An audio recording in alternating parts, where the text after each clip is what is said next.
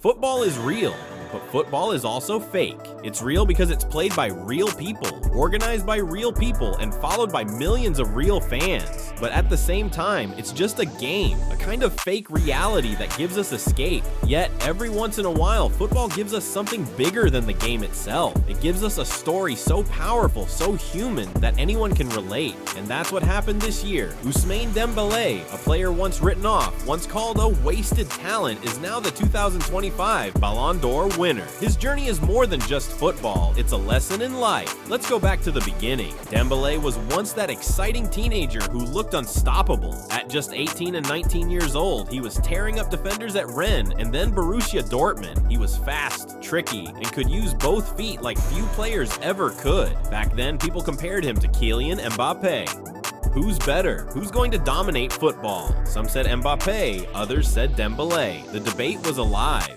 For a moment, it looked like these two French stars would battle it out for years at the very top. But instead of taking off, everything started to slow down. Injuries came, lots of them. His time on the pitch became limited, and whenever he came back, another setback followed. If you look at his injury record during those years, it's almost painful to read. Dozens of missed games, season after season, hamstring issues, muscle tears, endless setbacks. He went from being one of the brightest talents in world football to being called a what could have been player, and he was still only 23 or 24 years old. Normally that label is for players in their 30s who never reached their full potential, but for Dembele, people wrote him off early. Fans were frustrated, critics were harsh, even Barcelona supporters turned on him. For many, Dembele became a joke, a wasted signing, someone who failed Messi, and when you carry that kind of reputation, it's hard to escape it. There's one moment that sticks out. Barcelona versus Liverpool in the Champions League. Messi puts him through on goal. If Dembele scores, the tie is sealed. Instead, he fluffs the chance completely. Messi falls to the ground in frustration. The rest, as we know, is history. Corner taken quickly, and Barcelona collapsed at Anfield. For a lot of fans, that miss summed him up, a talent who couldn't deliver when it mattered most. Eventually, Dembele got his move to Paris Saint-Germain. For some, it was a fresh start, back in France, back near home, but even there, his first season wasn't great. A few goals, a few assists, nothing special. It looked like he was fading into the background. Mbappe was still the star of PSG, the golden boy. Dembele was seen as the sidekick, the supporting cast. The story was the same, flashes of talent, but not enough consistency. Then everything changed. Luis Enrique arrived at PSG with new ideas, and at the same time, Mbappe made his big move to Real Madrid. Suddenly, PSG needed a new leader, a new star. This was the moment nobody expected. Enrique reinvented Dembele. Instead of keeping him out wide, he played him more centrally, as a kind of false nine, and it worked like magic. Why? Because Dembele is ambidextrous. He can use both feet equally well. From the center of the pitch, that makes him almost impossible to defend. Go left, go right, shoot with either foot. Defenders had no idea what to do.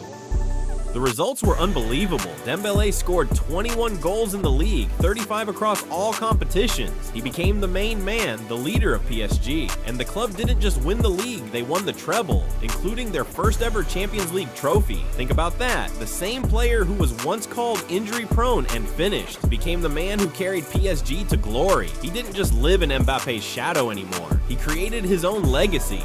And now, in 2025, Ousmane Dembele is the Ballon d'Or winner. Before Mbappe, before Haaland, before all the stars who seemed destined for it. Nobody saw this coming, not after years of injuries, criticism, and being written off. This Ballon d'Or isn't just about numbers or trophies. It's about the story, the comeback. And here's why this story matters. Because Dembele's journey is more than football. It's life. Sometimes you'll get knocked down. Sometimes you'll fail again and again. Sometimes people will call you finished before you've even had your chance. But as long as you keep going, as long as you don't give up, your moment can still come. Dembele switched things up. He changed his position, changed his mindset, and changed his future. And that's a lesson for all of us. If you keep doing the same thing expecting different results, nothing will change. Sometimes you have to take a different approach, try something new, and that's when life opens up. Think about it. In the 2022 World Cup final, Dembele was hooked early after a poor performance. Many thought that was it.